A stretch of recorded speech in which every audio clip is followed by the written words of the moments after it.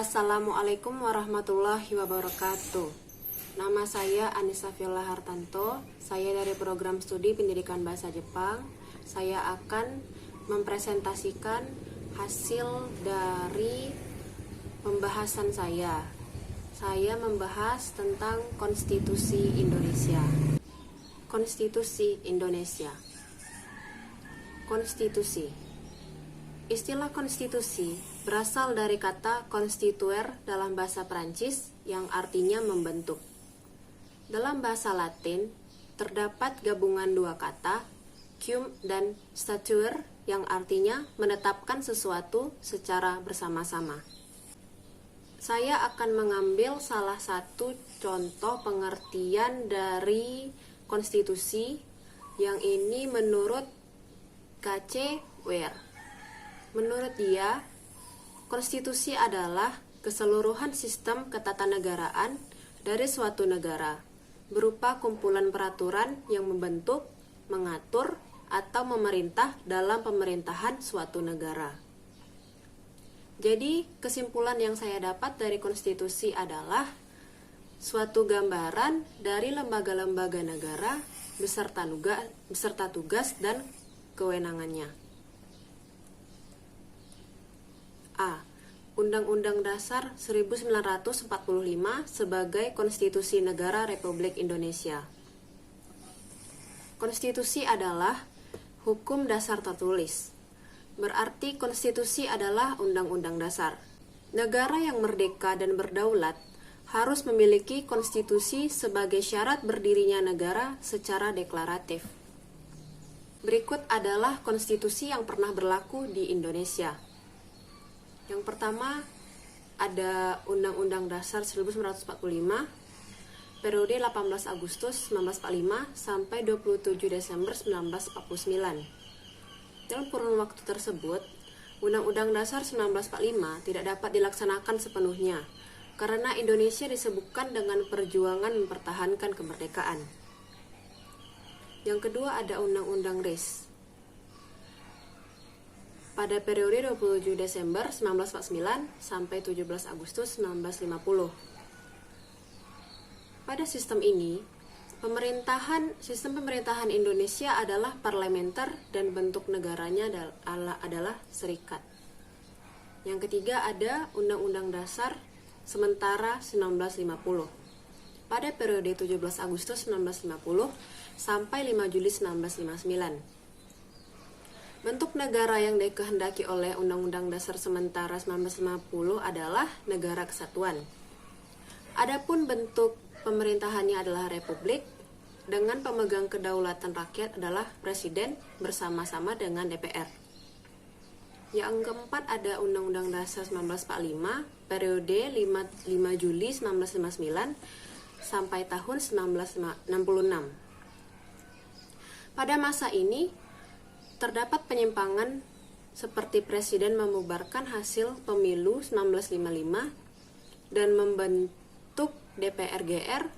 Hal ini terjadi dikarenakan DPR menolak RAPBN yang diajukan pemerintah.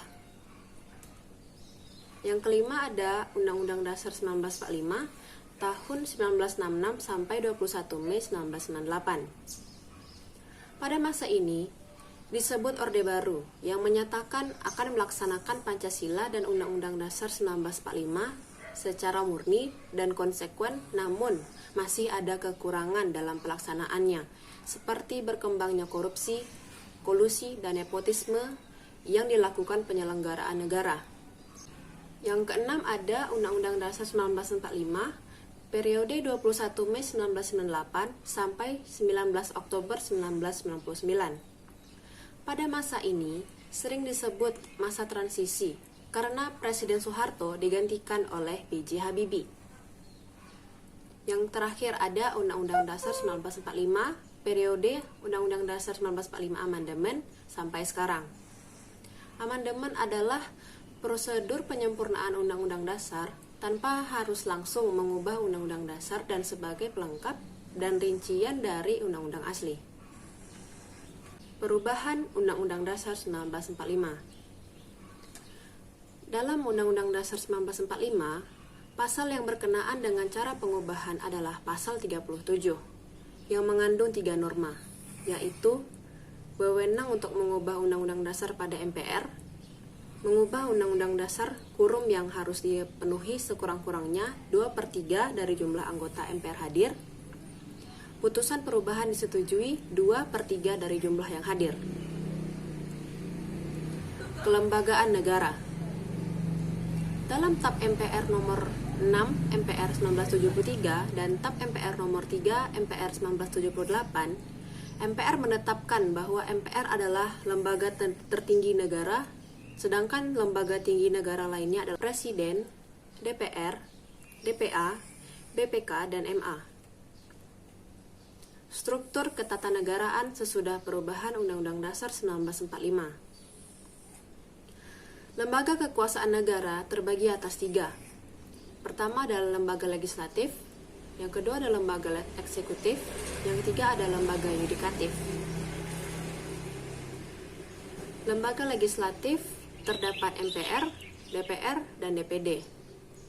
MPR adalah lembaga tertinggi negara sejajar kedudukannya dengan lembaga tinggi negara lainnya. Bertugas untuk melantik presiden dan atau wakil presiden.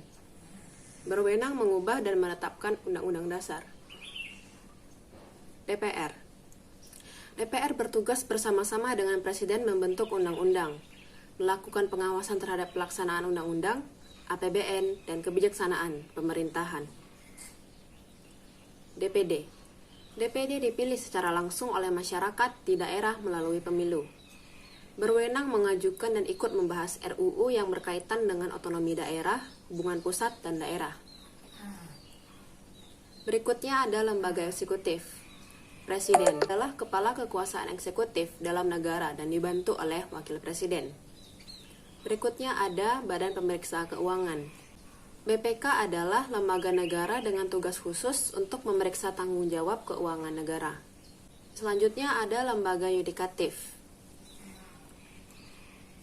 Mahkamah Agung adalah badan peradilan yang berada di bawahnya terlepas dari pengaruh kekuasaan semua lembaga negara, dan berwenang mengadili tingkat kasasi dan menguji peraturan perundang-undangan di bawah undang-undang.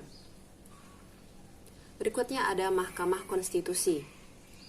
Berwenang menguji undang-undang terhadap undang-undang dasar dan memutuskan pembubaran partai politik dan perselisihan hasil pemilu. Terakhir ada Komisi Yudisial. Komisi Yudisial berwenang mengusulkan pengangkatan hakim agung dan menjaga kehormatan hakim. Baik, sekian dari presentasi saya. Saya mohon maaf apabila ada kesalahan dan kekurangan dalam kata-kata. Wabillahi taufik wal hidayah. Wassalamualaikum warahmatullahi wabarakatuh.